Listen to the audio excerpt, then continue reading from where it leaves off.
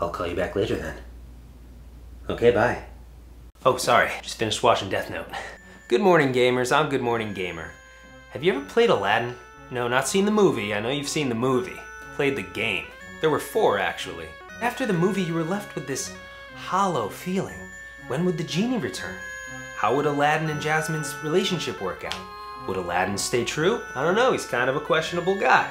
Maybe he would get fed up with the Sultan. They'd start arguing, he'd storm out, start peeing in the fountain. What?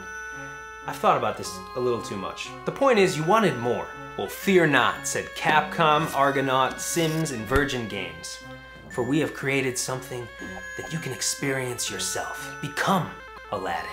Now I'm going to talk specifically about the one for the SNES, and before you Sega fans get on my ass, I did play the Sega Genesis version, and it just doesn't control as well. But the sword was pretty cool. I'll give you that. Sword was sweet. Aladdin for the SNES isn't a huge game. It can be finished in about an hour, nor was it revolutionary in terms of gameplay. But the level design coupled with familiar backgrounds from your youth make it feel like something special.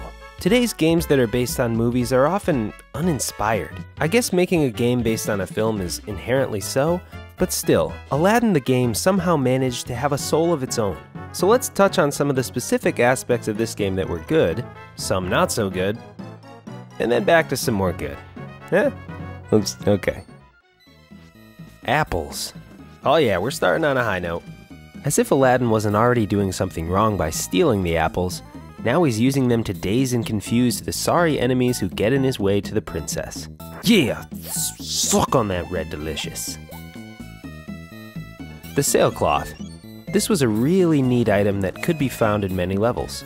It would allow you to float from platform to platform, avoiding the treacherous landscapes below, or you could sling your way down a clothesline and kick enemies in the face. It's amazing what you can do with a piece of cloth if you live in a video game. Scarab beetles. These pesky little guys were so hard to catch for me at first, but once you figure out their flight pattern, it's pretty easy.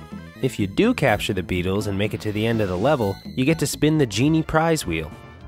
And speaking of which, Genie's little floppy finger wiener. I'm sorry, it's an important part of this game. Oh my god, his hand has balls. Those are just balls. Now on to some less great things about this game.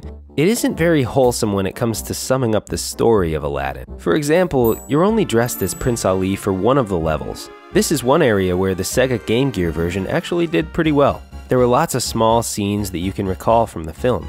But if the gameplay can't back up the story, you don't want to play the game. You just want to watch the movie. But the SNES game just felt like a bunch of levels. There was virtually no sense of progression. You just made your way through until you were fighting that dude named Jafar. And then a snake. The end. The only other thing I want to mention that I didn't really like is the lack of variety of items. I mean, the apples were cool at the beginning, when they made sense, but here you are fighting Jafar himself, who's trying to fucking lightning you, and you're still throwing apples. I don't know, couldn't they have diversified this a bit? Like, maybe Aladdin can pick up one of these swords and wield it against enemies. Or maybe these skeletons could have dropped a bone that you could throw. The sailcloth really was awesome, but I would have liked something else to take out these enemies. Alright, back to the good stuff.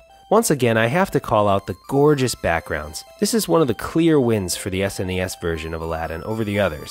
Much more depth and contrast in the Agrabah levels. Recognizable landscapes also appear throughout the entire game, including the Great Palace, the Cave of Wonders, and Jafar's Cobra Throne. Frickin' sweet. Passwords were awesome. Perhaps the game cartridge didn't have enough space for a battery to enable saving, but this was a nice way to make up for it. When you got a new password, you felt special, you felt accomplished, and it enabled you to get back to that portion of the game immediately. Of course, if you were a clever kid, you could just ask a friend for the passwords and play the last level immediately. But hey, this is America. You do what you want to do here. And finally, one of the coolest things about, and perhaps my favorite aspect of this game, the magic carpet ride. I can't think of a more appropriate place to put a bonus level in any game. You're flying through chaotic lava waves, dodging dropping boulders, and then this. Peace. No enemies, no apples. Just you, Jasmine, and a whole new world, baby. Just by comparison here, in the Sega Game Gear version of Aladdin, they tried to make the carpet ride scene a treacherous level. I mean, everyone remembers Aladdin and Jasmine dodging lightning and cherry bombs, right? How romantic. But Capcom got it right. Dip below the clouds and fly through the streets of Agrabah. Then soar skyward and taste the sweet night clouds. And money. Get the floating money. Thanks for watching Good Morning Gamer. Please help support the channel by liking this video and leaving a comment below. Also, you can check out one of these other videos I made. Do you like the Nintendo GameCube? See my top 10 favorites in this video. Or check out some of my favorite locations in the 3D Zelda universe. Don't forget to subscribe, and I'll see you in the morning.